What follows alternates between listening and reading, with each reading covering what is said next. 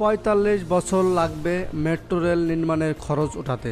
বিগত সরকারের সবচেয়ে বড় প্রকল্পগুলোর একটি মেট্রো রেল। অনেক প্রতীক্ষার পর গত বছর পূর্ণ উদ্যমে চালু হয়েছিল মেট্রো রেল লাইন 6। যদিও এ প্রকল্পের কমলাপুর অংশের কাজ এখনো চলমান। জুলাই শেষে মতিঝিল থেকে কমলাপুর অংশের কাজ শেষ হয়েছে মাত্র ৩৮%।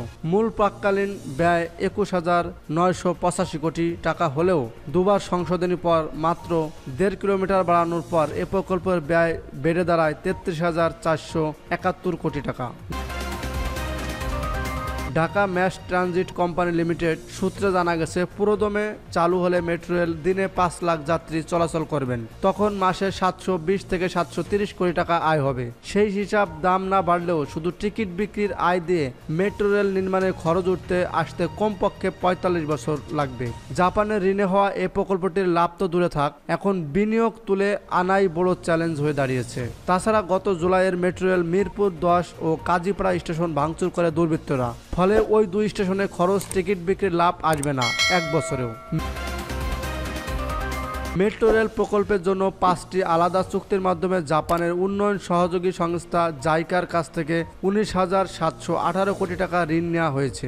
গত বছরে মে মাসে মাসুল, সুদ, আসল সহ প্রথম কিস্তির ৫৫ কোটি টাকা পরিশোধ করা হয়েছে।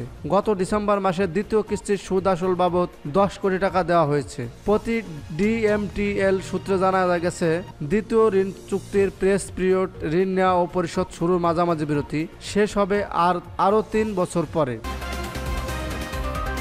প্রথম ঋণ চুক্তির কিস্তির মতো তখন বছরে দুটি কিস্তিতে ঋণ পরিশোধ শুরু হবে। এভাবে ২০৩১-৩২ অর্থ বছর থেকে পঞ্চম ঋণের কিস্তি পরিশোধ শুরু হবে। ওই বছর ৫টি ঋণ চুক্তির জন্য একসঙ্গে প্রায় ১০০ কোটি টাকা পরিশোধ করতে হবে। সময়ের সঙ্গে সঙ্গে কিস্তির পরিমাণও বাড়বে বলে জানা গেছে।